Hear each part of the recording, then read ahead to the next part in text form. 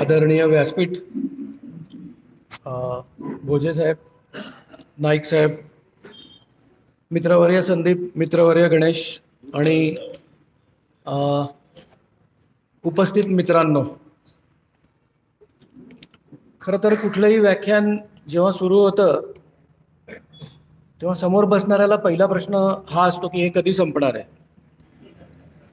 हा माणूस आपल्याला किती वेळ बोलणार आहे, काय बोलणार आहे, कोल्हापुरी भाषेत पिटणार आहे का, आणि नक्की याच्यातनं आपण काय शिकणार आहोत. उपस्थित मित्रांमध्ये बरेच ओळखीचे पण चेहरे आहेत, आपण एकमेकांना चांगलं ओळखतो.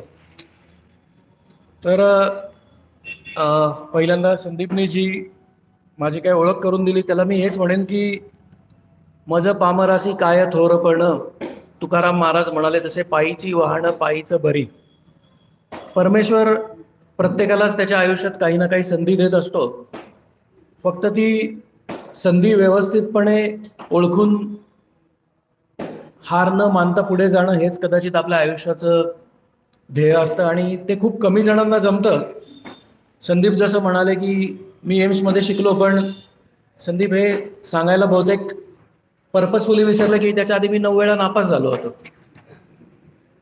पण कदाचित जो नापास झालो त्याच्यातनंच अनुभव वाढत गेला, टक्के टोणपे खाल्ले आणि आज जो काही तुमच्यासमोर मी उभा आहे तो केवळ आणि केवळ माझ्या गुरुजनांनी जे मला शिकवलं, त्यांनी जे मला घडवलं, जे मी तुमच्यापर्यंत पोचवायचा थोडाफार प्रयत्न करणार आहे. आणि मला नक्कीच आशा आहे की त्याच्यातनं या सगळ्यांपैकी एकाला जरी फायदा झाला तरी आजचं व्याख्यान यशस्वी झालं असं म्हणायला हरकत नाही. आपण बऱ्याच वेळेला आजकाल एक फॅड बघतो की आरोग्यासाठी आपण काय करावं. मला येणारे माझे बरेचसे पेशंट विचारतात सगळं झाल्यावर, सर याला जिमला जाऊ दे का, मग हा तो या कंपनीचं प्रोटीन खाऊ दे का.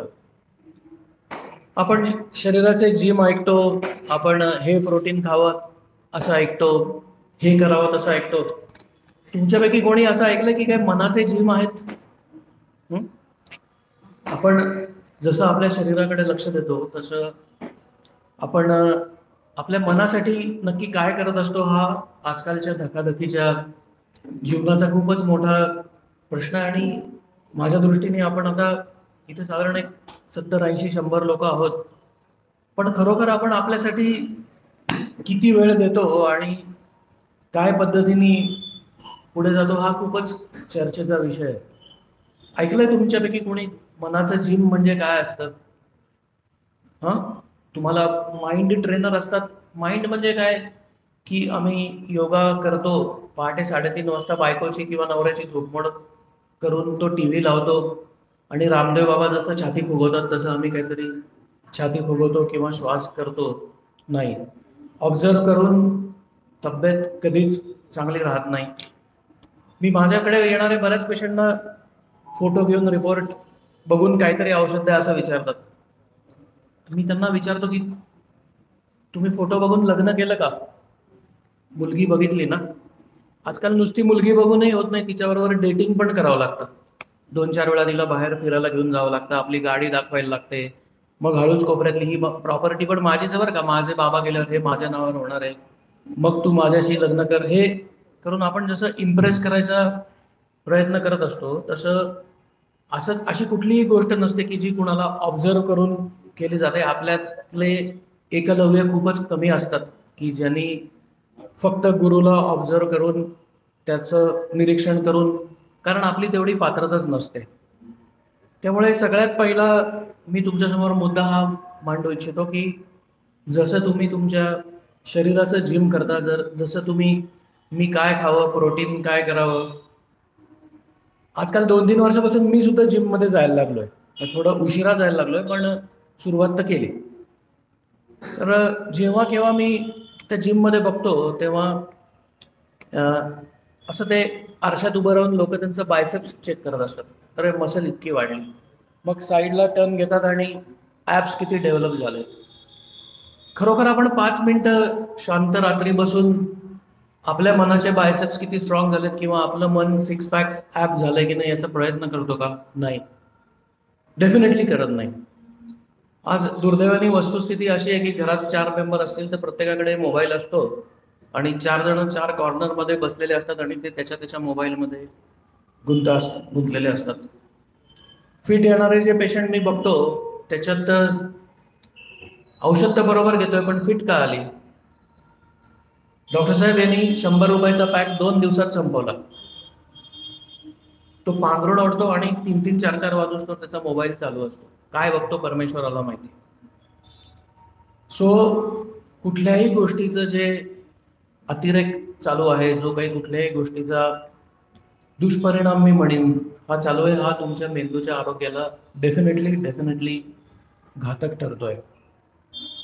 तुम्हाला ती पुराणातली एक गोष्ट माहीत असेल. विष्णूने मोहिनी अवतार घेतला आणि त्यांनी त्या राक्षसाला बरोबर गंडवलं. त्या राक्षसाकडे इतकी जास्त शक्ती होती की तो स्वतःची शक्तीच विसरला. त्याला त्या मोहिनीला पटवायचं होतं, तशी लग्न करायचं होतं. तिने अट काय घातली की मी जे करेन ते तू तर रिपीट करायचं. सो त्या राक्षसाला जसे 100-160 वर होते तसा त्याला एक शाप पण होता की त्याने त्याचा हात जर त्याच्या डोक्यावर ठेवला तर तो तिथे भस्म करणार तिला. आणि त्या इंटेलिजंट विष्णूने त्या राक्षसाला इतकं गंडवलं आणि शेवटी त्याला कॉपी करावी लागली. आणि जेव्हा त्याची कॉपी केली तेव्हा तो तिथे भस्मसात झाला. हे आर्टिफिशियल इंटेलिजन्स एक्झॅक्टली याच प्रकारचं आहे. हा एक मोठा भस्मासूर झालेला आहे आणि तुम्ही याला व्यवस्थितपणे जर नाही वापरलं तो तुमच्या मेंदूच्या चिंधड्या करणार. मला सांगा, तुम्ही आर्टिफिशियल इंटेलिजन्सनी अशी क्षितिजा गाठाल की ज्याची तुम्हाला कल्पना पण नसेल. जेव्हा 1996 साली पहिला मोबाईल आला तेव्हा इनकमिंग 30 रुपये मिनिट होतं आणि outgoing may be 60 rupees a minute होतं. आज तुम्हाला मिनिटाला 6 पैसे पण कदाचित लागत नसतील आणि तुम्ही व्हिडिओ कॉल करता. अमेरिकेत किंवा वेस्ट इंडिजमध्ये कोण तुमचे मुलं बाळं शिकत असतील त्यांच्याशी व्हिडिओ कॉल करता. तुम्ही याची कदाचित 10 वर्षापूर्वी कल्पना पण केली नसेल. आज मेंदूच्या प्रत्येक भागामध्ये इतकी शक्ती डेव्हलप झालेली आहे की एलॉन मस्कने काही दिवसापूर्वी तुमच्या मनाचा ताबा घेणारी चिप निर्माण केली की ती चिप जर तुम्ही तुमच्या मनात घेतली तर कदाचित त्या मनाचा पूर्ण ताबा ती चिप घेईल. हे एक गेल्या 6 महिन्यापूर्वीचं संशोधन आहे. म्हणजे तुम्ही आता घरी चाललाय आणि तुमच्या मनात असं आलं की आज मला चिकन बिर्याणी पाहिजे रात्री खायला. हे तुम्ही तुमच्या घरच्या बायकोला न सांगताच कदाचित तुमच्यासमोर ती प्लेट अवेलेबल असेल. सो यालाच आपण आर्टिफिशियल इंटेलिजन्स म्हणतो. पण दुर्दैवाने तुमच्या मनात असा विचार आला की आज माझ्या बायकोचं भांडण होणार आणि ती मला चापकाने मारणार, तर कदाचित तसं सुद्धा होऊ शकेल. तर हे या आर्टिफिशियल इंटेलिजन्सचे असलेले खूपच दुष्परिणाम आहेत. आज संदीपशी बोलताना माझ्या असं लक्षात आलं की हे मेंदूचं आरोग्य हा काय न संपणारा विषय आहे. त्याच्यामुळे आम्ही दोघांनी खूप चर्चा करून असं ठरवलं की आता बहुतेक मागच्या मेंबरना झोप येऊ नये म्हणून सगळ्यांनाच आम्ही ऍक्टिव्ह करायचं ठरवलं की एकाच बाजूनी तो वक्ता जर बडबड करत राहिला तर कदाचित 60 जणांना आवडतं, 25 जणांना आवडत नाही, 10 जण उठून परत जातात. म्हणून आम्ही असं ठरवलं की हा जो काही कार्यक्रम आहे किंवा हा जो संवाद आहे हा दोन्ही बाजूंनी होऊ देत आणि हा प्रश्नोत्तराच्या स्वरूपात होऊ देत. म्हणून मी संदीप सरांना विनंती अशी करतो की जनसामान्यात असलेले जे कॉमन प्रश्न आहेत ते आपण प्रश्नोत्तराच्या स्वरूपात जर चर्चा केली तर त्याचा कदाचित जो संदेश मला तुमच्यापर्यंत पोचवायचा आहे तो जास्त चांगल्या प्रकाराने पोचवला जाईल. म्हणून मी संदीप सरांना विनंती अशी करतो की आपण हे प्रश्नोत्तराच्या स्वरूपात घेतलं तर जास्त बरं राहील. या दरम्यान मी तुम्हाला विनंती अशी करतो की जर तुम्हाला कुठे असं वाटलंय की मी बोर करतोय तुम्हाला, तर हा माणूस झेपत नाही आपल्याला, तुम्ही प्लीज मला सांगा की सर थांबा तुम्ही इथे म्हणून. हां, कारण कुठल्याही व्याख्यानाची ग्रहण क्षमता जी असते ती 35-40 मिनिटापेक्षा जास्त नसते. ऑलरेडी 3-4 मेंबर मोबाईलवर लॉग इन झालेले आहेत आणि हीच माझ्या दृष्टीने सगळ्यात मोठी प्रॉब्लेम आहे की आपण 35 मिनिट सुद्धा त्या दुसऱ्या बायकोशिवाय राहू शकत नाहीये. ही दुसरी बायकोच आहे आपली मोबाईल. ते घ्या आणि चालू, बोट चालूच. तर आपल्या मनाची एकाग्रता वाढवण्यासाठी आपल्याला या जमान्यामध्ये ज्या गोष्टी आपल्याला आवडत नाहीयेत तेच करणं गरजेचं आहे, तरच तुमचा मेंदू ठीक राहणार आहे. जे आवडत नाही ते करणं म्हणजे काय? तुम्हीच सांगा, जे आवडत नाही ते करणं म्हणजे काय? पहिलीच गोष्ट मी आता सांगितली, मोबाईलचा अतिरेक बंद करा. तुम्हाला वाटतं की गोड खायचंय खूप, गणपती आलेत, मोदक संपवा, खाऊ नका. तुम्हाला एक्सरसाइज करायला आवडत नाही, एक्सरसाइज करा. सो हा जो तुमच्या मनाचा उधळणारा घोडा आहे, त्या घोड्याला तुम्हाला तुमच्या ताब्यात ठेवणं, हा एकच सिंपल तुम्हाला मी मेसेज देतो की जर तुम्ही एवढं जरी केलं तर तुमचं क्वालिटी ऑफ लाईफ खूप बेटर राहील. संदीप प्लीज तुम्ही चालू करा. अतिशय महत्वाचा मुद्दा मांडलेला की आयुष्य आणखी जास्त बेटर कशा पद्धतीने होईल आणि मांडलेलं आहे. मेंदूचं आरोग्य हे फास्ट आहे, एक आधारावर एक सेशन होईल. तेव्हा आम्ही थोडंसं ते कॉम्पॅक्ट करून जास्तीत जास्त आपल्याला केलेलं आहे. सर्वात महत्वाचं म्हणजे आपण सांगितलं सर, वक्त्याला इथे कोण काही बोलत नाही, परंतु वक्त्याला आणलं कोणी त्याला ओळख करतात, ती माझ्यावर वेळ येणार नाही, हीच काळजी. तर मला एक बेसिक प्रश्न आहे, नेमकं मेंदूचं वजन किती असतं आणि मेंदूची जी डेव्हलपमेंट आहे कुठल्या एजला कम्प्लीट होते? या प्रश्नाचं उत्तर मी एका स्टोरीने देतो. मला गोष्टी सांगायला खूप आवडतं. एक 12-15 वर्षाची मुलं असतात ज्यांची मेंदूची वाढ व्यवस्थित झाली नसते, ज्यांना लिहिता येत नाही, वाचता येत नाही, लघवी संडासचा कंट्रोल नसतो. या मुलांना 15-16व्या वर्षी काही अपेक्षेने आणलं जातं किंवा अशा एक ठीकठाक मुलीचं लग्न करून दिलं जातं.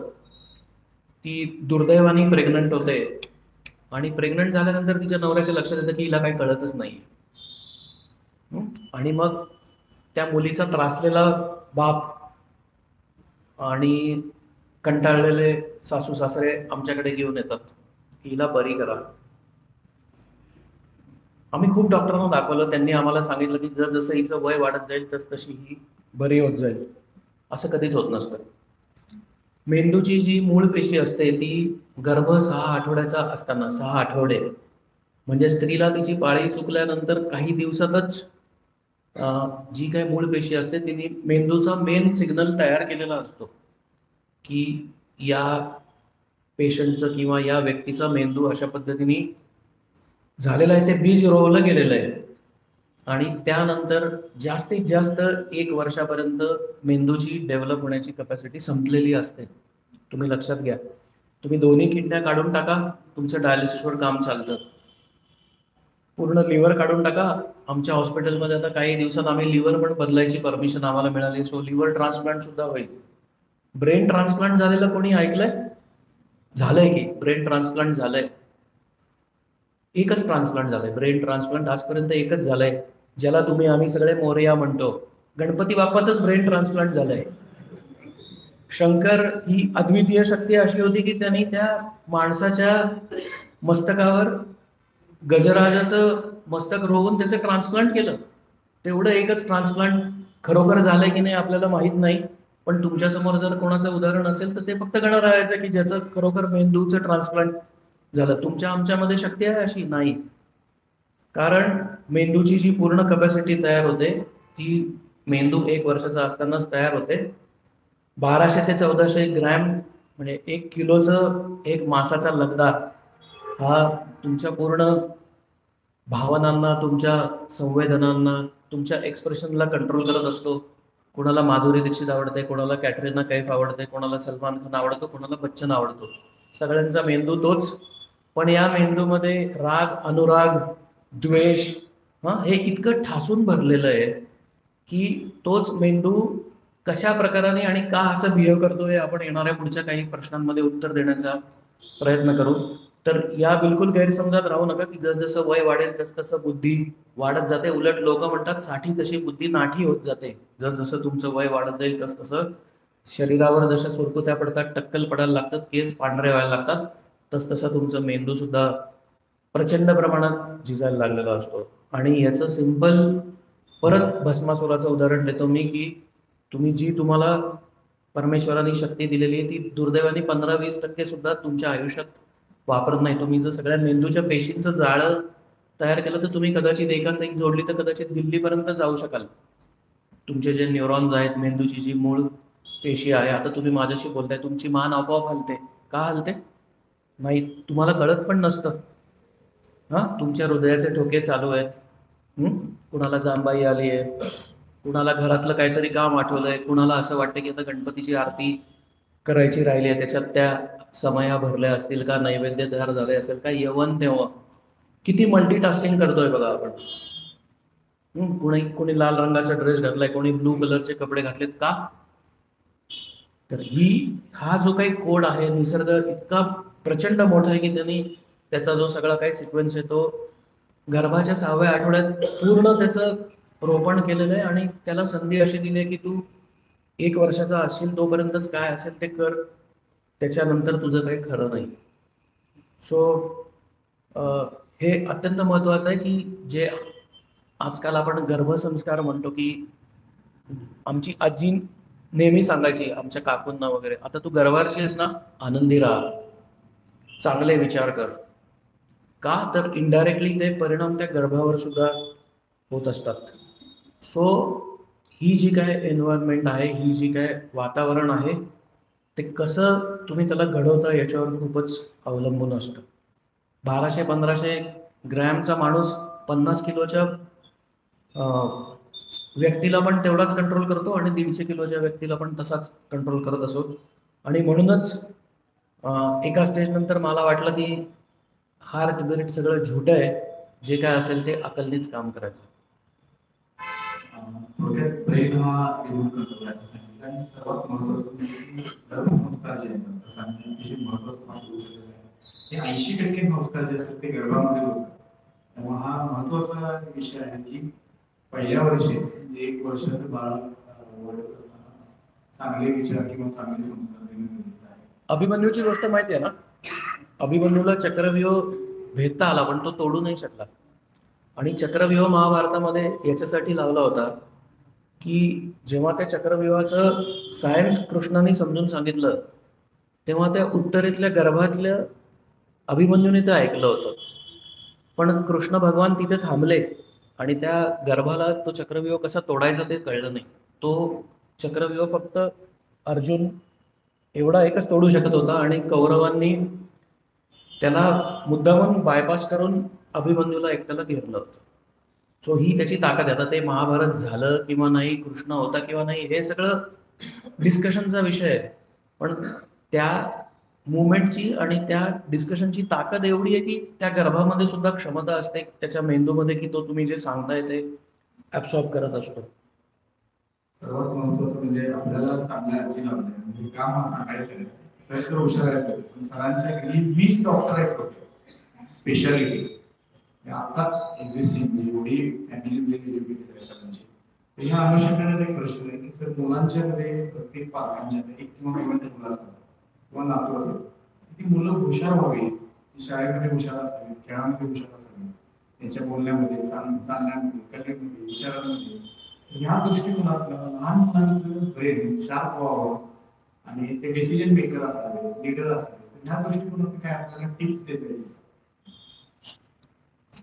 संदीपने इतके महत्वाचे प्रश्न उपस्थित केलेले आहेत ना की या एकेका प्रश्नांवर 3-3, 4-4 दिवसाच्या कार्यशाळा चालतात की, आणि हे 3-4 मिनिटात मी सांगायचा प्रयत्न करतो. आणि या प्रश्नाचं मगाचं परत उत्तर द्यायचं आहे की ही सर्वस्वी जबाबदारी जी आहे ती त्याच्या घरातल्या पालकांची आहे. मग ते आईबाप असोत, आजी आजोबा असोत.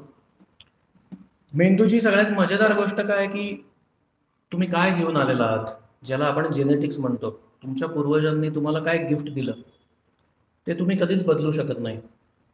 आता या संस्थेचंच तुम्ही बघा की 75वं वर्ष आहे सर तुमच्या संस्थेला. तुमच्या संस्थेमध्ये एक काहीतरी कोड लिहून दिला तुमच्या संस्थापकांनी, जो तुमच्या संस्थेचा पाया आहे, ज्याच्यावर तुम्ही आज उभे आहात. आणि आपण मगाशीच मला सांगितलं की याच्यात आम्ही कुठल्याही मूलभूत तत्वामध्ये बदल केला गेला नाहीये. जरी एखादा संचालक सांगत असेल की हे तुम्ही का करत नाही, ते का करत नाही, तरी तुम्ही काय म्हणाल, नाही आम्ही आमच्या संस्थेच्या कोडशी प्रामाणिक आहोत.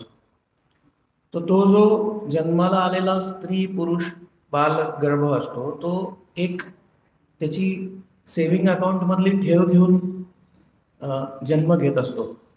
पण या तुमच्या बेसवर तुम्ही त्याला कसं घडवता हे खूपच महत्वाचं असतं. आणि हे घडवताना परत तोच मुद्दा आला की पालकांनी त्यांना जे आवडत नाही ते करायला पाहिजे. तुम्हाला तुमच्या मुलाला वेळ दिला पाहिजे.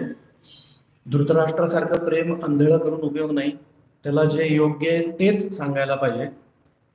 त्याच्यासाठी वेळ देऊन त्याला तुम्ही घडवलं पाहिजे. आणि त्याच्यातला सगळ्यात महत्वाचा संदेश तुम्ही त्याला हा द्यायला पाहिजे की तू डॉक्टर बन, इंजिनियर बन, संस्था चालव, हे सगळं करत असताना तू एक अत्यंत चांगला माणूस झाला पाहिजेस, माणूस किंवा स्त्री. जर तुमचा हा पहिला फंडा क्लिअर असेल तरच तुम्ही त्याला पुढे नेऊ शकाल. त्याला जर दुसऱ्याची वेदना कळली नाही किंवा त्याला जर दुसऱ्याचे प्रॉब्लेम्स समजावून नाही घेता आले तर तो काय झाला याला काही अर्थ नाहीये.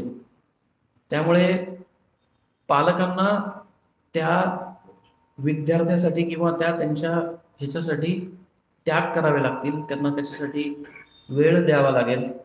त्या व्यक्तीला पुढे जाण्यासाठी तुझ्यासाठी काय चांगलं आहे, काय वाईट आहे हे ठसकावून सांगितलं पाहिजे. जर गरज पडली तर 2 कानाखाली पण मारलं पाहिजे. नाही होते आमचं एकुलते एक पोरगं आहे, आयफोनसाठी हटून बसलं, मग आम्ही कुठेतरी EMI लावून त्याला फोन घेऊन दिला. एकदम चूक, एकदम चूक. आता तुमच्या आमच्यापैकी किती जण गाडीवर, स्कूटरवर कॉलेजला किंवा शाळेत गेले? कदाचित 2%, 3%. आपल्या पालकांनी आपल्या टिंबटिंबवर मारलेच ना लाथा. आपण किती आपल्या मुलांना करतो? मी तर माझ्या मुलाला आणि मुलीला माझ्या आयुष्यात हात लावलेला नाहीये. आणि काही काही वेळेला मला त्याचा पश्चाताप होतो की अरे मी त्यांना त्याच वेळेला सांगितलं असतं की हे तू जे करतोय ते चूक करतोय, तर कदाचित ही वेळच आली नसती. त्यामुळे आपल्याला त्यांना संस्कारक्षम वातावरण दिलं पाहिजे. आजकाल आपण म्हणतो की संध्याकाळ झाली, 7 वाजली, लावा देवापुढे दिवा शुभम करोती म्हणा. किती जण करतो? नाही. त्याच्या मागे देव आहे की नाही हा पुढचा क्वेश्चन आहे, पुढचं डिस्कशन आहे. परंतु त्यावेळेला ते पोषक वातावरण करणं, दिवसाचा सगळा क्षीण घालवणं, थोडंफार फ्रेश होणं, कदाचित त्या दिव्यामध्ये काहीतरी ताकद मिळवणं, आणि मे बी त्यावेळेला एक प्रार्थना करून, ज्याला आम्ही माइंडफुलनेसवर चर्चा करणार आहोत, कुठेतरी स्वतःची स्ट्रेस लेवल रिड्यूस करणं, चांगले ब्रेनमधले हॅपी केमिकल वाढवणं, हीच आपल्या कदाचित पूर्वजांची संकल्पना असावी. आपण ऋषी म्हणजे काय म्हणतो? दाढी वाढवून बसलेला, कुठेतरी जटा बांधलेला आणि धोतर बांधलेला माणूस. हे एका छायाचित्रकाराचं इमॅजिनेशन आहे. आणि सायंटिस्ट म्हणतो तो असा अगदी टाय बी लावलेला माणूस. आणि आपण आपल्या लोकांनाच कमी लेखत असतो. कदाचित आपले शास्त्रज्ञ, आपले जे कोणी होते, उदाहरणार्थ कणाद ज्यांनी पहिला मॉलिक्यूल शोधून काढला, जो सर्जन होते, माझ्या लक्षात नाव येत नाहीये, पण पहिल्या सर्जरी सुद्धा आयुर्वेदामध्येच केल्या गेल्या, सुश्रुत. सो आपल्याला आपल्या लोकांना रिस्पेक्ट देता येत नाही. आपण काय म्हणतो, अरे अमेरिकावाला म्हणतोय म्हणून तो भारी आहे. सो आपल्याला स्वतःचीच कम्फर्ट कॉम्प्रोमाइज करावी लागेल. आपल्या मुलांना हे ठामपणे सांगायला लागेल की अपयशाला तुम्ही घाबरून जाऊ नका. 2दा 4दा 10 वेळा पडा, पण पुढे उभे राहण्याची ताकद द्या. तर कदाचित त्याचा जो लेफ्ट टेम्पोरल लोब आहे, म्हणजे जो मेंदूचा मेमरी आणि तुमच्या बिहेवियरशी रिलेटेड भाग आहे, तो जास्ती स्ट्रॉंग व्हायला मदत होईल. सो ही जी इस्टेट तुम्ही तुमच्या पूर्वजांकडून घेऊन आलेला आहात, त्या इस्टेटीवर मजले बांधायचं काम पालक अगदी चांगल्या पद्धतीने करू शकतात. आणि ते खांब स्ट्रॉंग असणं खूप गरजेचं आहे. आणि एक सिंपल गोष्ट तुम्ही त्यांना सांगितली पाहिजे, एकदा नाही, 2दा नाही, 10 वेळा अपयशी व्हा, पण अपयशात संपू नका. त्याच्यातनं तुम्ही ठामपणे उभं राहायला पाहिजे. तुम्हाला कदाचित माझ्या या डिस्कशनवरून वाटेल की हा कोणीतरी फिलॉसॉफिकल माणूस किंवा कोणीतरी बाबा आपल्यासमोर चर्चा करतोय, पण हे असं नाहीये मित्रमैत्रिणींनो. तर याच्या मागची जी ब्रेनची भूमिका आहे ती मी तुम्हाला सिंपल शब्दामध्ये विविध उदाहरणांनी सांगायचा प्रयत्न करतोय. थोडक्यात क्वालिटी टाइम आपल्या पाल्यांसाठी देणं आणि चांगल्या गोष्टी करता काम राहणं, आग्रही राहणं, जी गोष्टी वाईट आहे ती वाईट आहे, चांगलं चांगलं याच्यासाठी थोडा क्वालिटी टाइम देणं आणि त्यांच्या ब्रेन हेल्थसाठी कारण ज्या पद्धतीने सांगितली त्यांना कॉन्फिडन्स देणं हे एक महत्त्वाचा पॉईंट आहे. आजाराकडे वळण्यापूर्वी काही टिप्सच्या स्वरूपात सर्वात महत्त्वाचं म्हणजे जसं प्रत्येक डोक्याला इम्युनिटीसाठी व्हिटॅमिन सी गरजेचं आहे. त्याच्यामध्ये वेगवेगळे असतील, समजा असेल, लिंबू असेल, त्या पद्धतीनं ब्रेनसाठी काही स्पेसिफिक फूड आहेत का आणि ब्रेनसाठी काही स्पेसिफिक एक्सरसाइज आहेत का की ज्याच्यामुळे ब्रेन आपलं चांगलं आहे.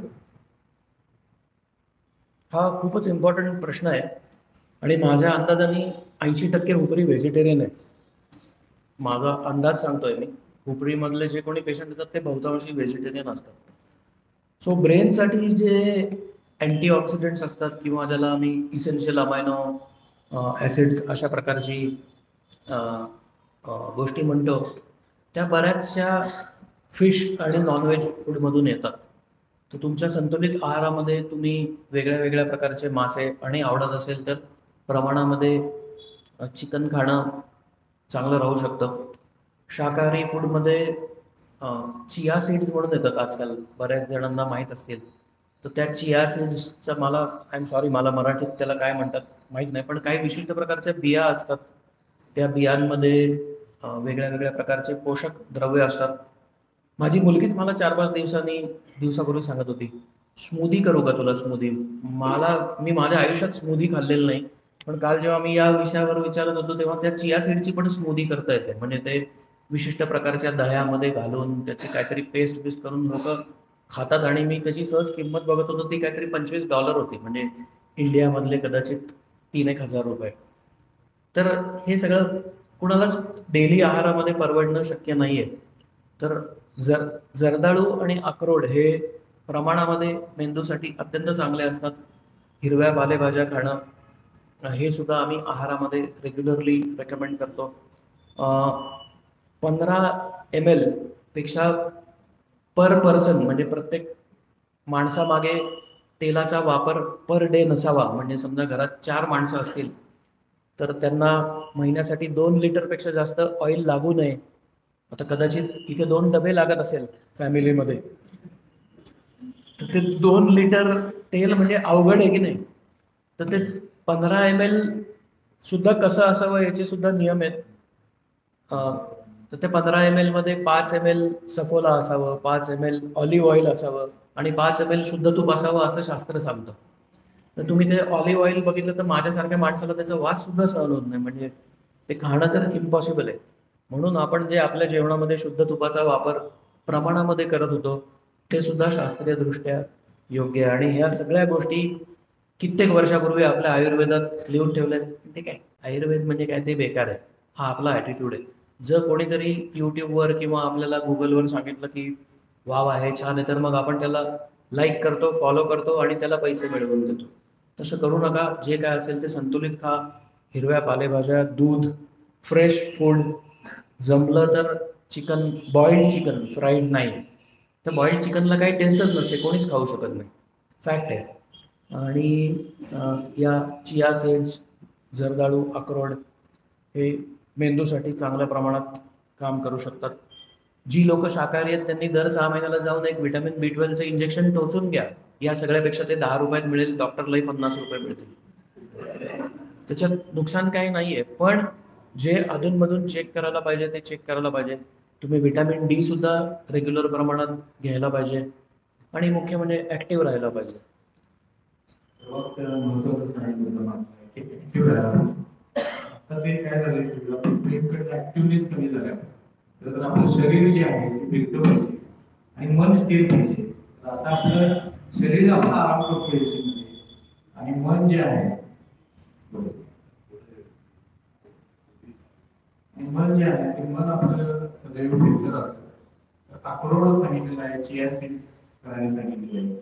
जी मात्रा जरी कमी प्रमाणात असली तरी ते ब्रेनला विषय फायदेशीर ठरतं आणि पूर्ण जे काही सगळ्या गोष्टी पुढचं महत्त्वाचं आहे की जनरल एक्सरसाइज आपण जिम मध्ये असेल वॉकिंग हे जनरल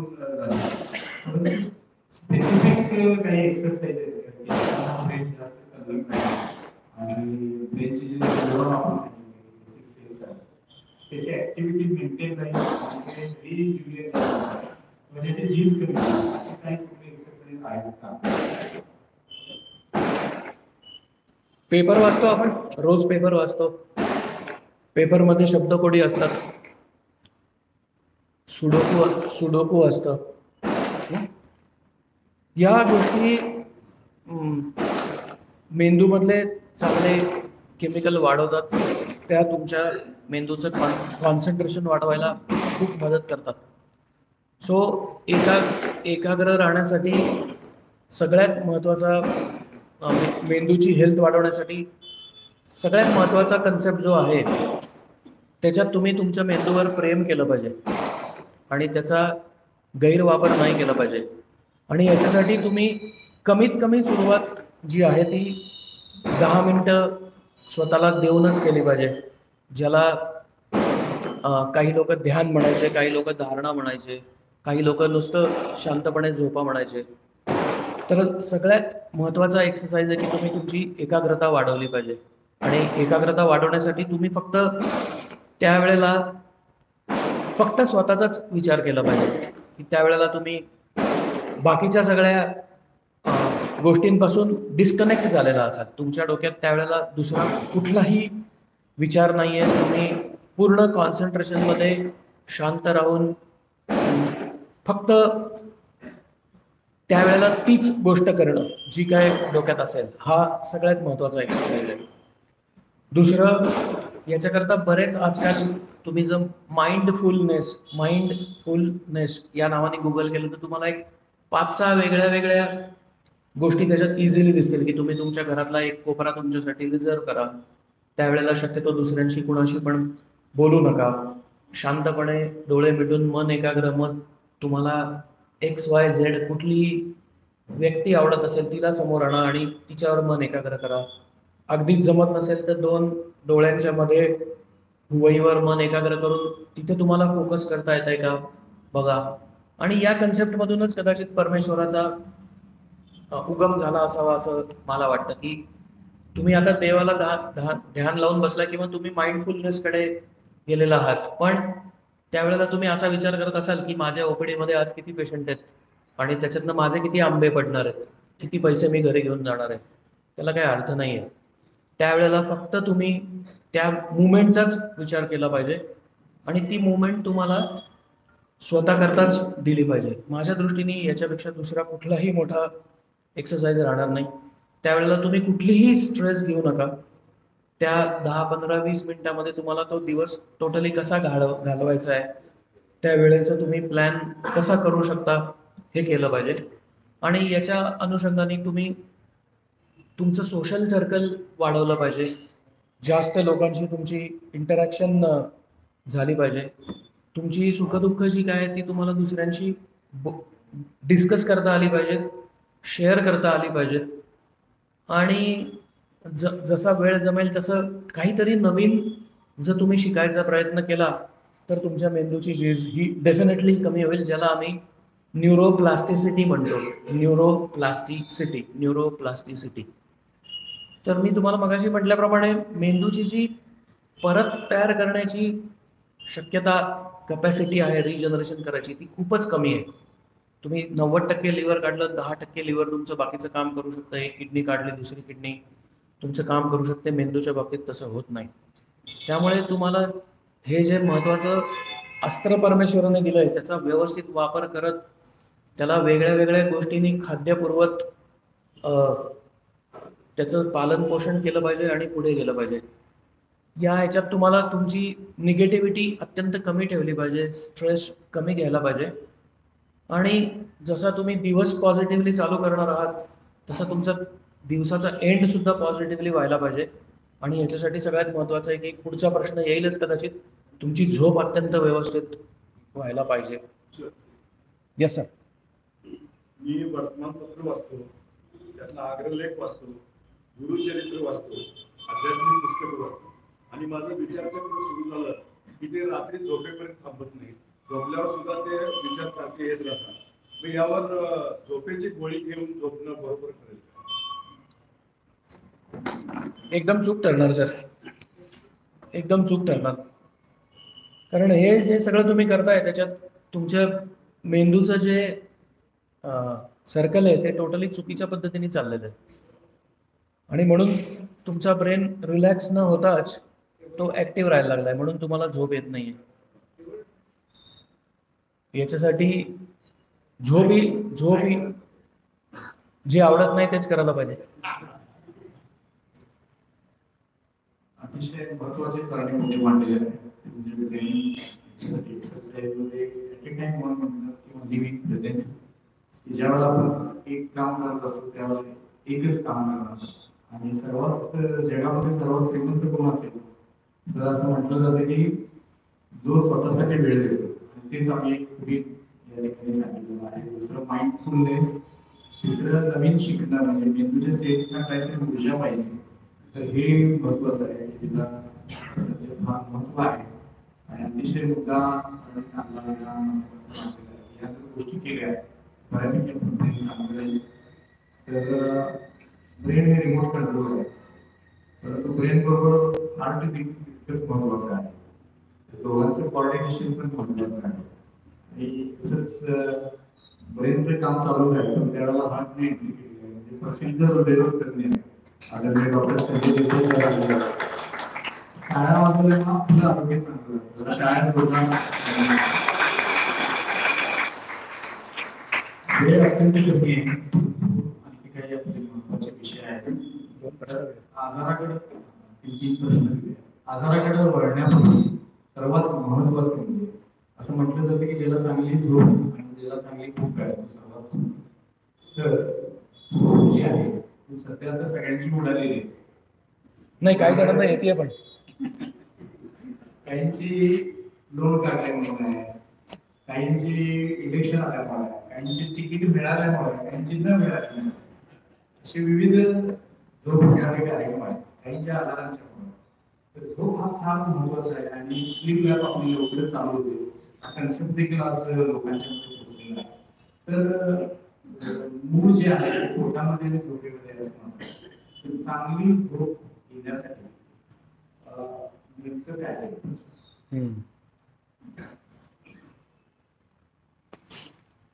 ऍक्च्युली झोप हा अत्यंत गहन विषय आहे, अत्यंत गहन विषय आहे. आपल्याला दोनच अवस्था माहीत असतात, जागेपणा आणि झोपलेपणा. पण आपण जागे असतानाही आणि झोपलेलं असतानाही आपल्या मेंदूचा काही भाग हा कायम काम करत असतो. आणि असं म्हणतात की जर माणूस 100 वर्ष जगला तर त्याची 50 वर्ष ही झोपेतच जात असतात. म्हणजे आयुष्याचं अर्ध 40 ते 50% बर्डन हे एका आपल्याला ॲपरंटली पॅसिव्ह वाटणाऱ्या प्रोसेसमध्ये असतात. परंतु तसं नाही आहे. तुम्हाला झोप येण्यासाठी तुमच्या मेंदूच्या काही विशिष्ट भागातल्या पेशीच जागृत होणं गरजेचं असतं आणि त्या सिक्वेन्समध्ये जाणं गरजेचं असतं. म्हणजे इथून जर गेटमध्ये जायचं असेल तर दारातूनच जावं लागतं, उडी मारून नाही जाऊ शकत तुम्ही. तर जी आपली झोप असते ती रेम स्लीप आणि नॉन आरएम स्लीप असे झोपेचे सिंपल भाषेत सांगतो प्रकार असतात. आणि ते स्टेज 1, स्टेज 2, स्टेज 3, स्टेज 4 याच्यातच जात असतात. आणि हे एक सायकल जे असतं ते साधारणपणे 70-80 मिनिटाचं असतं. आणि झोपेच्या एका विशिष्ट भागातच स्वप्न पडतात. म्हणजे ज्याच्यात तुमच्या लक्षात आलं असेल तर विशेषतः म्हातारी लोक जी असतात घरातली ती झोपेत खूप वेळेला पाय हलवतात. काही वेळेला पेशंट नाही व्यक्ती झोपेमध्ये खूप घोरत असतो आणि मग दचकून जागा होतो. तर हे बेसिकली जे आहे हे सगळं मेंदूचं कंट्रोल व्यवस्थित होत नसल्याचीच लक्षणं असतात. एखाद्या माणसाला खूप स्वप्न पडतात पण काहीच आठवत नाही आणि एखाद्याला एकच स्वप्न पडतं पण ते प्रॉपरली आठवतं. तर झोप ही अशी प्रोसेस आहे की ज्याच्यामध्ये मेंदूमध्ये तयार होणारे वेस्ट प्रॉडक्ट जे असतात, म्हणजे लघवीद्वारे जसे आपल्या शरीरातनं काही पदार्थ बाहेर फेकले जातात तसं मेंदूची जी ऊर्जा साचवून ठेवणारे पदार्थ जे असतात त्यांचं रिसायकलिंग हे झोपेमध्येच होत असतं. सो सगळ्यात पहिली महत्त्वाची गोष्ट की जो माणूस व्यवस्थित झोपत नाही त्याला मेंदूचे आजार होण्याची रिस्क खूप जास्ती असते. म्हणजे याच्यामध्ये 3-4 महत्त्वाचे गोष्ट, हार्ट अटॅक येणं, तुमची झोप व्यवस्थित नाही झाली. आजकाल आम्ही बघतो 30-40-35व्या वर्षी हार्ट अटॅक येतात आणि त्याला लई टेन्शन होतं बघा. डॉक्टर रात्र रात्र झोपत नव्हता. मग ते तिकीट मिळो न मिळो, पैसा मिळो न मिळो, हे रामदास स्वामींनी 300 वर्षापूर्वीच सांगितलं होतं.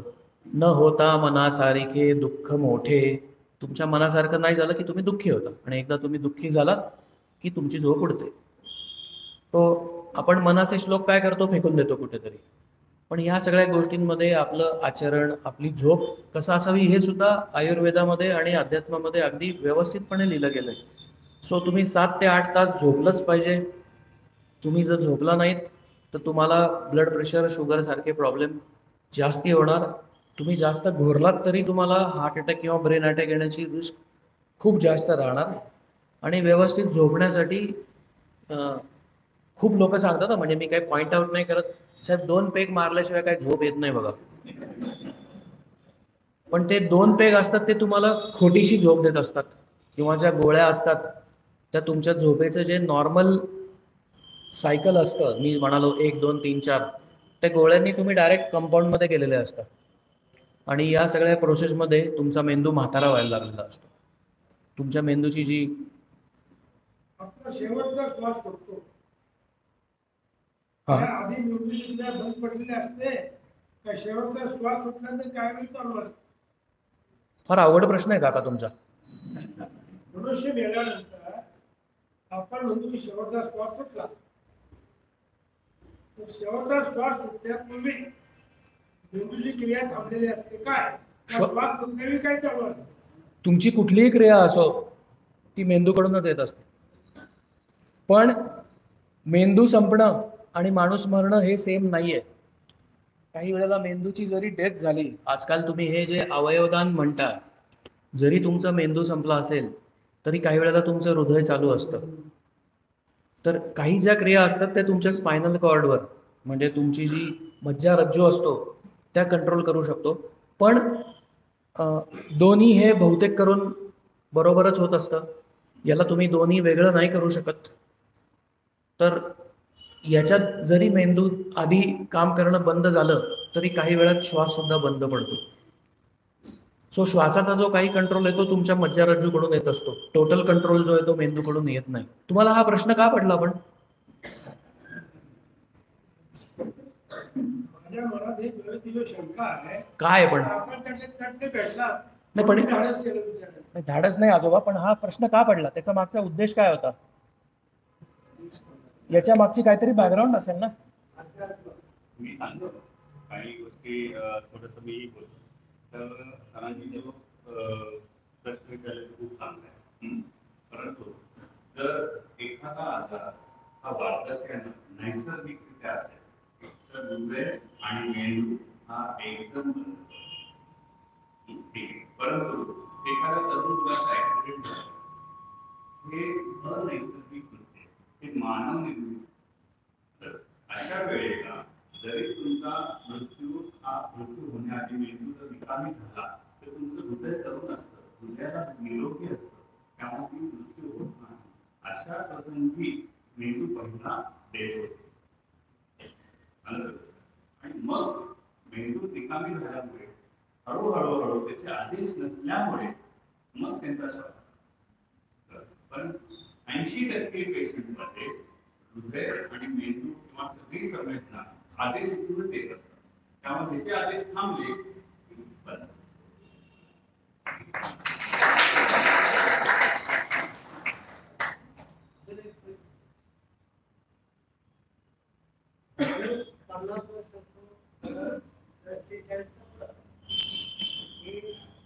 काही पॉईंट डिस्कशन करायचं असते तेव्हा करायला पाहिजे, त्यावेळी ते पॉईंट आठवत वेळ निघून गेल्यानंतर 2-3 तासानंतर ते पॉईंट माझी नुकसान झाले की असं प्रॉब्लेम काय?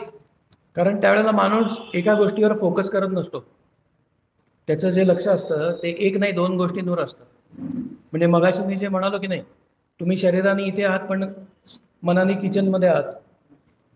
स्वयंपाक काय करायचा आहे, फोडणी टाकली की नाही, सो तुमचं जर कॉन्सन्ट्रेशन कमी असेल तर तुम्ही एक गोष्ट सुद्धा धड करणार नाही. आणि कॉन्सन्ट्रेशन हे जे आहे हे 50 नंतर कमी व्हायला लागतं.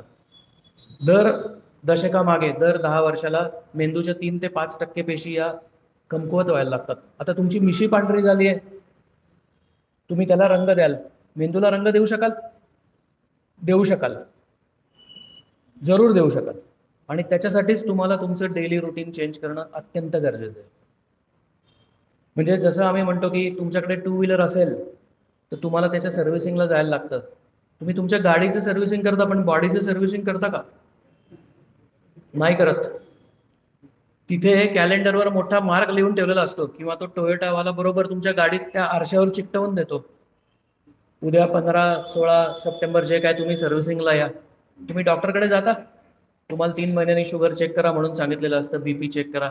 जाऊ दे, उगाच काहीतरी डॉक्टर सांगतोय.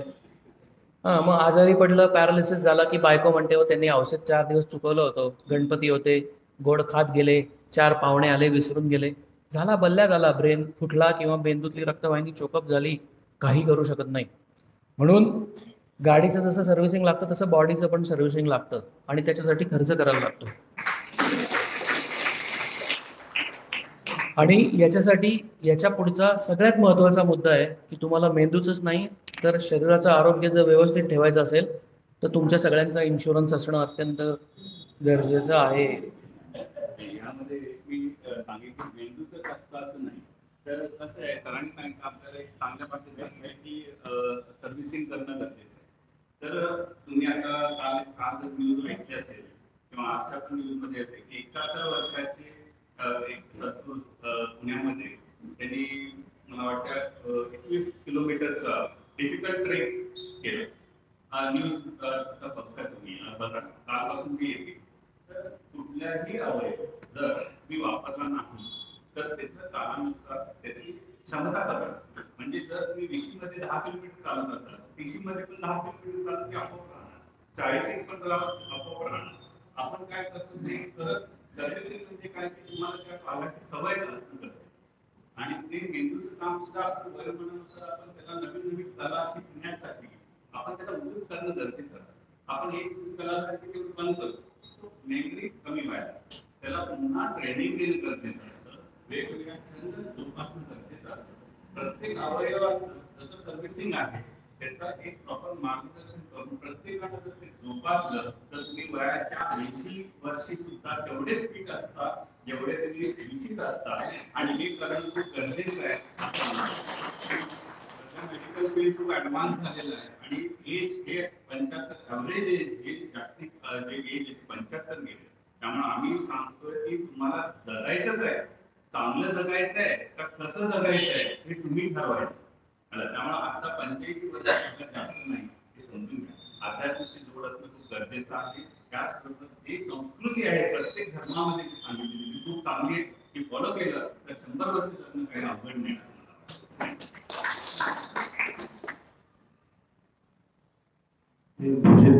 साहेबांच्याकडे बघितली की आहे बँकेमध्ये परंपरा आहे. आता मध्ये शक्यतो प्रश्न नको कारण महत्वाचे आला नाही दिले आणि 2 एवढे छान डॉक्टर इथे मिळाले तर ही चंदेरी नगरी आहे, यात सोनेरी डॉक्टर घेऊन आलेले.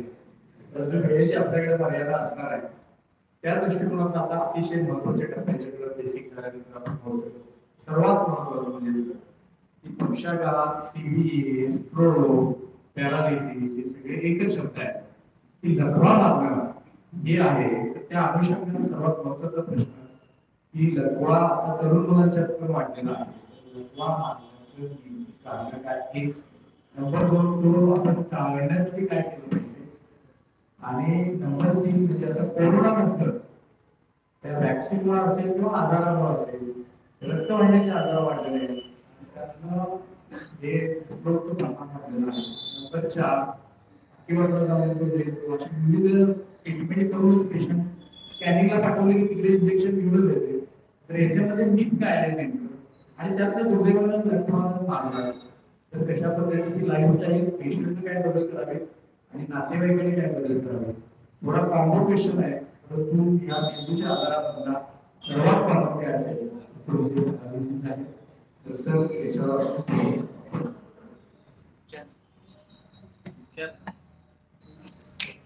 लकवा आमचं ब्रेड आणि बटर आहे संदीप. हां, पण दुर्दैवाची गोष्ट अशी आहे की तुम्ही जरी अमेरिकेतलं स्टॅटिस्टिक्स बघितलं तर 1000पैकी फक्त 3 लोक डॉक्टरकडे वेळेत पोचतात. आपल्याकडे नागरमुंडोळी आहे, आकिवाट आहे, आणखीन कोणतं असुरले पोरले. तर सगळ्यात मोठा प्रॉब्लेम असा येतो की लकव्याची लक्षणंच आपल्याला माहीत नसतात. आपण लकवा म्हणजे काय म्हणतो की शरीराची एक बाजू लटकी पडणं, पण लकवा याची सर्वसामान्य लक्षणं असतात की काही वेळेला तुमचा फक्त चेहरा वाकडा होतो, काही वेळेला तुमची नजर एकदम जाते, काही वेळेला तुमचे शब्द येणं बंद होतं आणि काही वेळेला फक्त पायातलीच ताकद जाऊ शकते. सो लकव्याची लक्षणं माहीत असणं अत्यंत गरजेचं आहे. Sugar, blood pressure, cholesterol, smoking, त्याच्यानंतर तुमच्या कुटुंबामध्ये जर कुणाला आणखीन लकवा होऊन गेले असतील तर ही लकव्याची सर्वसामान्य कारणं आहेत. यंग एजमध्ये व्यसनं हा अत्यंत महत्त्वाचा भाग आहे आणि हे एक मोठं सरप्राईज आहे की पेपरमध्ये दरवेळेला असं वाचण्यात येतं की गांजा म्हणा, मेफेड्रिन म्हणा, ही इथे साठा मारला आणि 50 कोटी रुपयाचं हे हस्तगत केलं. पण दुर्दैवाने जे आजकाल तरुण पेशंट येत आहेत 25-30, माझ्याकडे काल 17-18 वर्षाचा मुलगा ॲडमिट झाला आहे आणि दुर्दैवाने ते सांगतात की हा रोज गांजा अतिप्रमाणात सेवन करतोय. सो या सगळ्या औषधांची इझिली असणारी अवेलेबिलिटी ही डेफिनेटली मेंदूचं ताण वाढवत आहेत. या गोष्टीमुळे मेंदूच्या रक्तवाहिन्या बंद तरी होतात किंवा फुटतात तरी. क्वचित प्रसंगी मेंदूच्या रक्तवाहिन्यांना हार्टमुळे प्रॉब्लेम येतो, कुणाच्या झडपा बदललेल्या असतात, कुणाला काही औषधं चालू असतात, याच्यामुळे मेंदूमध्ये गाठी तयार होतात. तर या सगळ्या गोष्टी लकव्याच्या साठी कारणीभूत असतात.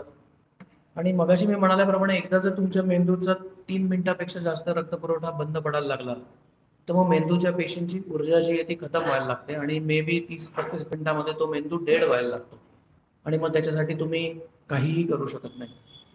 सो जर तुम्हाला लकव्याची लक्षणं आढळली तर सगळ्यात महत्त्वाचा संदेश असा आहे की तुम्ही ती ओळखून ताबडतोब डॉक्टरकडे कॉन्टॅक्ट करायला पाहिजे. जसं आजकाल हार्टसाठी रक्त पातळ व्हायची इंजेक्शनं असतात, एन्जिओप्लास्टी असते, तसं मेंदूच्या या सगळ्या आजारांचा जर पहिल्या 3 तासामध्ये 4.5 तासांमध्ये इलाज केला तर पेशंट 90% पूर्णपणे नॉर्मल होण्याची शक्यता असते आणि पेशंट टोटली बरे होऊ शकतात. आणि आजकाल आम्ही अगदी रेग्युलरली या ब्रेनच्या रक्तवाहिन्यांची एन्जिओप्लास्टी करायला लागलेलो आहोत. सो या सगळ्या गोष्टींनी तुम्ही मेंदू वाचवता. सो 3 महत्त्वाच्या गोष्टी की ज्या गोष्टींमुळे ह्या लकवा होण्याची शक्यता आहे त्या गोष्टी प्रतिबंधात ठेवणं. शुगर, बीपी असेल तर ते कंट्रोलमध्ये ठेवणं. परत मुद्दा तोच येतो, तुमच्या बॉडीचं सर्व्हिसिंग तुम्ही करून घेणं, 3 महिन्याला 6 महिन्याला सगळा चेकअप करून घेणं, औषधं न थांबवणं. आणि दुर्दैवाने हे सगळं करत असताना सुद्धा जर काही लक्षणं तुम्हाला आढळली तर तुम्ही त्वरित डॉक्टरांशी संपर्क करून ती ट्रीटमेंट चालू करणं. आणि शेवटचा पार्ट या क्वेश्चनचा असा होता,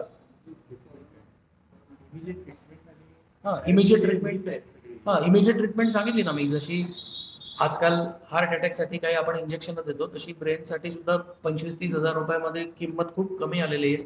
ही इंजेक्शन दिली जातात.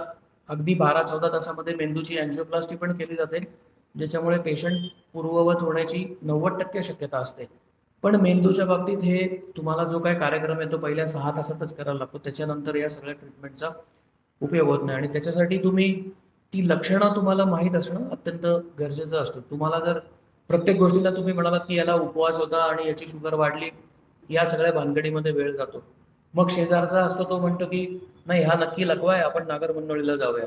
तर नागरमुंडोळीला जातो आपण, तिथे वेळ घालवतो आणि मग सगळं स्कॅन बिन करून येतो. तर या सगळ्या कालावधीमध्ये त्या मेंदूचं प्रचंड नुकसान झालेलं असतं. तर तुमचे प्रॉब्लेम तुम्ही ॲक्सेप्ट करा आणि मेंदूच्या किंवा नसांच्या बाबतीमध्ये वेळीच जवळच्या तज्ज्ञ माणसाशी संपर्क घ्या, तर तुम्ही टोटली बरे होऊ शकता.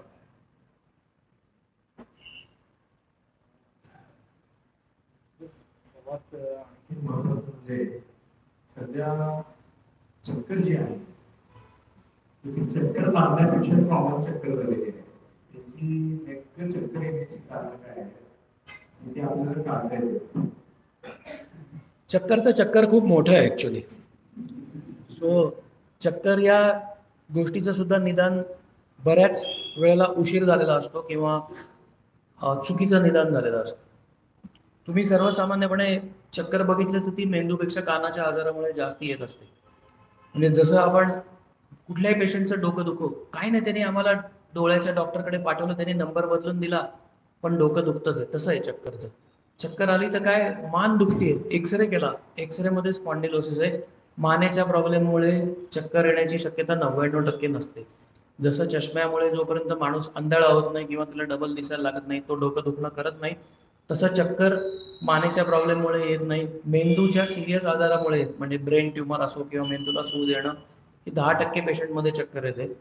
आणि बहुतांशी जी चक्कर असते ती ब्लड प्रेशरमध्ये उतार चढाव होणं, काही वेळेला हार्टचे फंक्शन कमी होणं आणि बहुतांशी कानाच्या आतल्या भागाला सूज येणं ही चक्कर येण्याची प्रमुख कारणं असतात. आणि मुद्दा तोच येतो की परत तुम्ही जर चुकीच्या मार्गाने गेलात तर मग त्याचं निदान व्यवस्थित होत नाही. आता कान ही सुद्धा इतकी महत्वाची गोष्ट आहे की तुमच्या मागून कोणीतरी ओरडलं, तुम्हाला तो दिसत नसतो, पण तुम्ही दचकता का? कारण कान तुमचं बॅलन्सचं कंट्रोल करत असतो.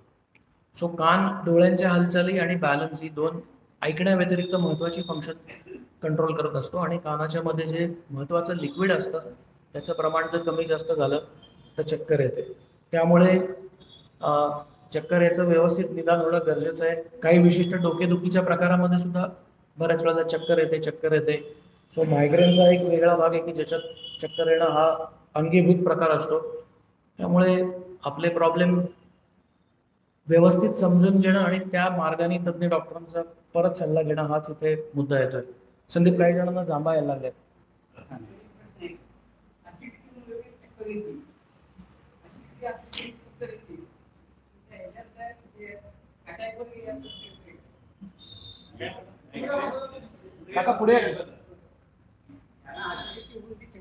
हा, तर ती ऍसिडिटी आणि चक्कर जे तुम्ही म्हणताय की नाही, हा डोकेदुखीचा एक प्रकार असतो, कळलं का? आणि याला मायग्रेन असोसिएटेड वर्टायगो म्हणतात. हे आणखीन एक मोठं आहे की पित्त झालं म्हणून आम्ही डोकेदुखतं घेतो, तर ऍसिडिटी आणि चक्कर हे डोकेदुखीमुळे होत असतं, ते चक्करमुळे होत नसतं. शेवटचे 2च प्रश्न आपण घेणार आहोत. तर सरांनी अतिशय महत्वाचा मुद्दा मांडलेला आहे. बऱ्याच वेळेला एक मानेमुळे होते, डॉक्टरना सांगायच्या आधी पेशंटला सांगून टाकलेलं असतं चक्कर ती मानेमुळे आहे, जसं पित्तामुळे आहे. त्याच्याकडे दुर्लक्ष न करता योग्य डॉक्टरांच्याकडे योग्य वेळेला उपचार घेणं महत्वाचं आहे. शेवटचे आपण 2च प्रश्न घेणार आहोत. तर तुम्ही हे आता पॅरालिसिस किंवा स्ट्रोक वाढत चाललेला आहे. काही वेळेला आता आणायचे हृदयरोग आहेत. देसाई सरांना माझा प्रश्न आहे, काय हृदयाचा आणि या पॅरालिसिसचा काय संबंध आहे? जसं आता त्यांनी म्हटले की ऍसिडिटीमुळे चक्कर येते. तर ऍसिडिटी म्हणजे काय, उलटी, मळमळ, तर हार्ट अटॅकचं एक लक्षण हे असू शकतं. आणि हार्ट अटॅक मध्ये काय होतं की पंपिंग ऍक्शन कमी होते, म्हणजे हृदयाचं पंपिंग कमी झाल्यामुळं तिथं रक्त साठून राहतं आणि रक्ताची गुठळी तयार होते. आता ही रक्ताची गुठळी मेंदूमध्ये जाते आणि अडकते आणि पॅरालिसिस होते. तर ऍसिडिटीमुळे जेव्हा चक्कर येते त्यावेळी एक सरांनी जे मुद्दा सांगितलं ते मायग्रेन एक असू शकतं. आणि पॅरालिसिसचं मेन आहे गुठळी, म्हणजे रक्तवाहिन्या ब्लॉक. आता उदाहरण म्हणून मी तुम्हाला सांगतो, जास्त वेळ घेत नाही. आपण सगळे शेतकरी आहेत, बरोबर आहे. आपण शेतीला पाणी पुरवठा करताना आपण आपली पीव्हीसी पाईप आहे समजा, आणि ती पीव्हीसी पाईप आपली ब्लॉक झाली. किती दिवस आपलं पीक तग धरून राहील? 1 दिवस, 2 दिवस, आठवडा, महिन्यापर्यंत जर तुम्ही पाणी नाही दिलं तर काय होणार? करत नाही. मेंदू पण सेम आहे. मेंदूला जर रक्तपुरवठा नाही दिला, सरांनी सांगितलं तसं 30 ते 37 मिनिटं, जास्तीत जास्त 40 मिनिटात जर रक्तपुरवठा नाही दिला तर मेंदू निकामी होतो, मेंदूचा सेल निकामी. मग आता माझ्याकडे काय आहे की ती पाईप तर ब्लॉक झाले, समोर आहे, माझ्याकडे बघत आहे, मी त्याच्याकडे पूजा केली, राग टाकली, ते ब्लॉक निघेल का? आपण हे चूक करतो आणि आपण ही जाऊन इकडे तिकडे सगळं जे करतो ते ह्या पद्धतीने करतो. उपाय साधा आहे, ब्लॉक काढणं गरजेचं आहे. त्यात काठी घाला, नाहीतर काय आता सध्या औषध आले ते टाकलं तर त्यातनं कचरा साफ होतो, बरोबर आहे. आम्ही सेम करतो. मेंदूच्या ज्या नळ्या आहेत ते पहिला ब्लॉक काढण्यासाठी इंजेक्शन दिलं आणि हे इंजेक्शन कमीत कमी 1 तासाच्या आत जाणं गरजेचं. आता तुम्ही विचार करा, आपल्याकडे 40 ते 25 मिनिटं आहेत, आणि आम्ही तुम्हाला 15 मिनिटं एक्स्ट्रा देतो की 1 तासामध्ये लक्षण समजणं, MRI करणं, इंजेक्शन देणं आणि ब्लॉक काढणं हे ज्यांचं होतं त्यांना कुठलाही पॅरालिसिसहून एकही पार्ट त्यांचा निकामी होत नाही. असे हजारो पेशंट औरंगाबादच्या सरांनी केले, आम्ही केलेले आहेत. भरपूर पेशंट वेळ झाले.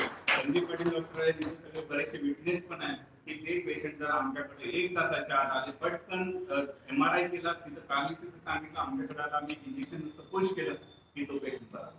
जसं हार्ट अटॅकचं तुम्हाला ज्ञान आलेलं आहे, हार्ट अटॅकचा पेशंट कुठे थांबत नाही आता अलीकडे, डायरेक्ट हॉस्पिटलला येतो. तसं पॅरालिसिसचा पेशंट पण योग्य वेळी आमच्याकडे पोहोचणं फार गरजेचं आहे.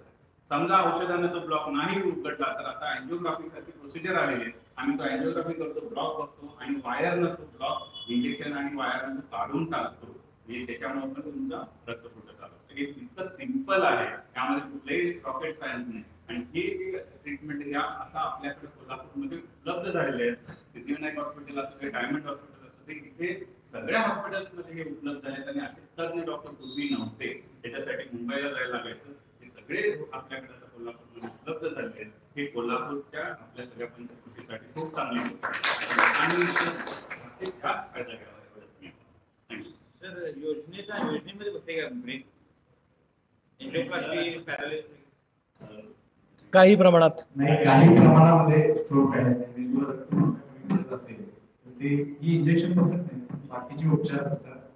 तर आणखी शेवटचा प्रश्न आपण घेणार आहोत. तर तुम्ही आदरणीय सेकंड लाईन साहेबांचे मामे बोलतो, माझे मामा, तर त्यांना पॅरालिसिस 15-20 वर्षापूर्वी झाला होता. त्यांचा फोन आला मला शिवाय, मी घरी होतो. त्यांना स्कॅनिंगचे सरांना आवडलं, फोन केला. त्यांनी सांगितलं स्कॅन करून घ्यायचा. स्कॅन केला, त्यांना 1 तासाच्या आत इंजेक्शन देण्याचे आहे. औरंगाबाद पोहोचले, MRI करून पूर्ण बाजू गेली होती, एक बाजू. तर ते इंजेक्शन दिले 1 तासात आणि ते आज 20 वर्ष झाले सर, अजून ठणठणीत आहेत. ताकद त्यांची पूर्ण आलेली. म्हणजे जसं आज सरांच्याकडे जी शक्ती असते एक चांगल्या विचारांची आणि प्लॅन ऑफ ऍक्शन आणि टाइम इज मनी, वेळेत तुम्ही उपचार घेतले, योग्य डॉक्टरांच्याकडे पोहोचला, तुम्ही निश्चितपणाला अगदी पेशंट ठणठणीत होतात.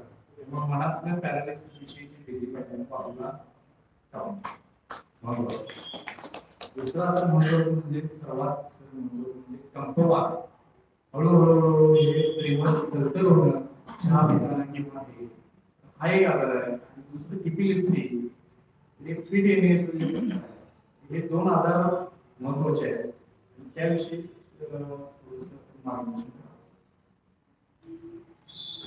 एकच महत्वाची गोष्ट सांगू शकतो की मी हे दोन्ही प्रॉब्लेम असलेले पेशंट त्यांचं आयुष्य नॉर्मलपणे जगू शकतात.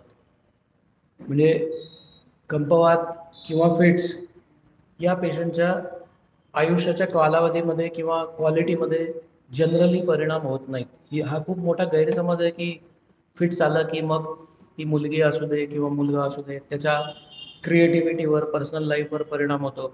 तसं होत नाही. मेंदूच्या विविध कारणांमुळे फिट्स येतात आणि आजकाल अत्यंत प्रभावी औषधं उपलब्ध झालेली आहेत, ज्याच्यामुळे 100पैकी 80% पेशंट कायमस्वरूपी बरे होऊ शकतात. कंपवात हा जनरली एज रिलेटेड असतो. 60-65च्या वर झाल्यावर आपल्या शरीराच्या हालचाली कमी व्हायला लागतात, हात पाय थरथरायला लागतात.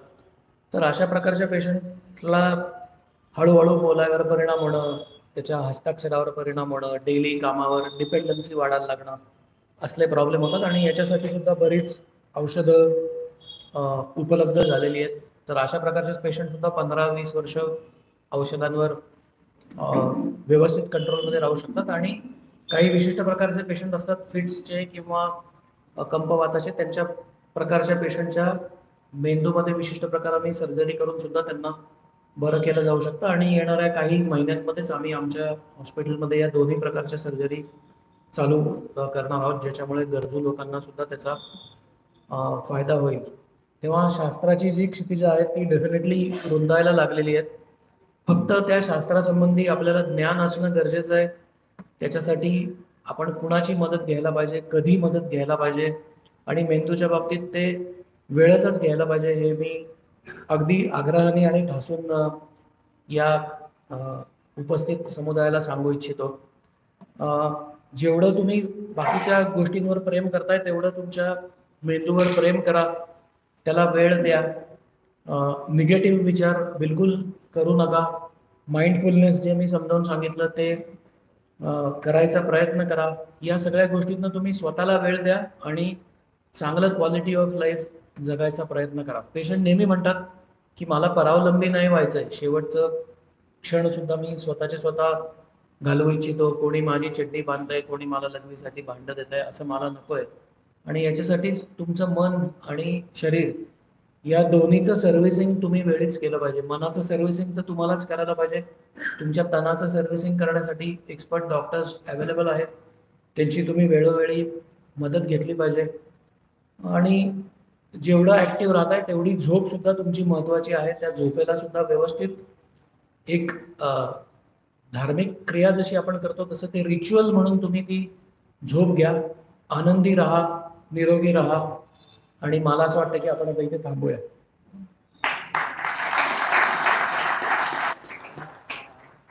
टाळ्या तर ऑब्वियस, सरांसाठी आपण उभं राहून जरा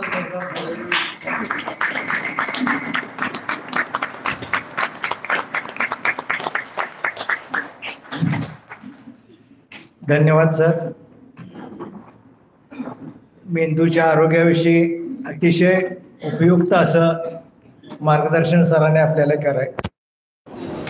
मन करारे प्रसन्न सर्व सिद्धीचे कारण